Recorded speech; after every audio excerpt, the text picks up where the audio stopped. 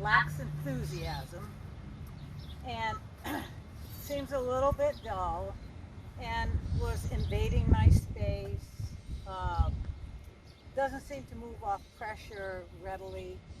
So what we're going to do with him is we're going to see if we can get him a little bit lighter, less brace, and some more understanding of what we want from him. So the first thing I asked him to do was back up. So I picked up my energy. I thought back. I thought, can you back? Well, the first time I did it, he didn't. But you see, he just did. But then I wanted a little more enthusiasm. So I picked up my energy. I'm thinking back. I'm coming. I don't get closer. I get bigger. And he responded quite nicely. So that's the key phrase. Don't get closer, get bigger. I'm taking this off. I'm going to stick it in my pocket. And you can, if I get close to you, you yell at me. Okay. All right. So what I think is if this goes this way, he should come forward, which he's not. If it goes this way, he should back up, which he's not. Left, right. So he should be able to follow a feel softly everywhere on his body.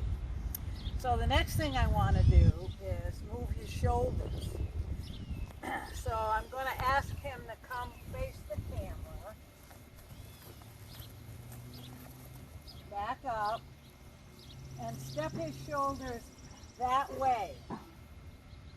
Don't fall forward. Oh, there you go. So you'll notice in the first step he fell forward. So obviously, if I'm standing on this foot, I cannot pick it up. I would have to go forward to step over first to change my weight. And that's what happened to him. So let's see if he learned anything. The reason I don't like to flex him left and right is I want this to be attached to his feet. So when I ride him, I don't want him just bending without moving his feet. So I want him to follow the field with his feet, not necessarily just his head. So come over here, come up, stop, get back.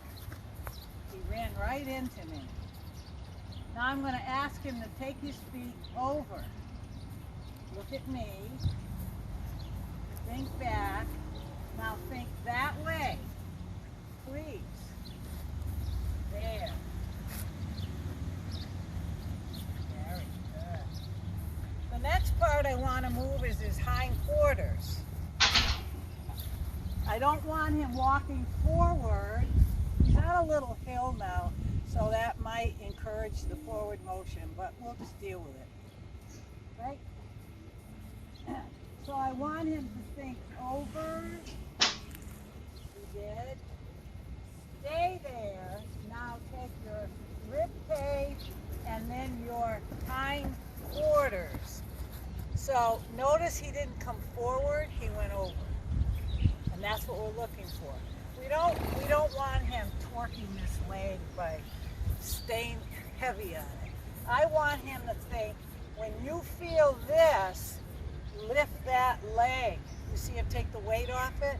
Because when I ride him and I lift, I want that foot under there and I can tell it where to go. If he thinks, because I did lateral flexion, when I pick this up, he could drop his weight there.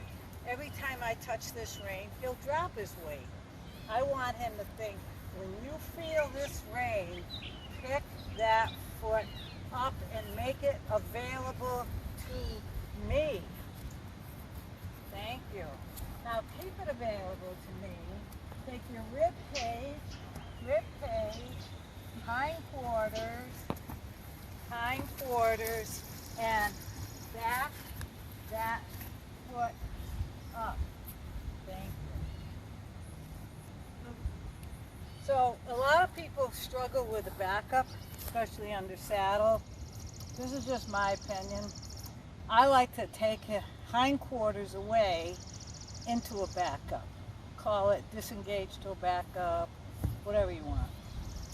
So do that, we have to get his feet equally weighted. You can't be heavy one place, light another. Huh? Can you back up with your weight? Take your shoulders, yes. Take your shoulders, take your butt, drop your head, and back yourself. And that is light as a feather for a horse that doesn't really back up. So what you do is you take movement and direct it. So you kind of get in time with his feet. Good boy. So one of the reasons we're going to do this today is that he has a lot of stiffness in his body, which does two things. It puts brace in his body when you ride. He's not very flexible.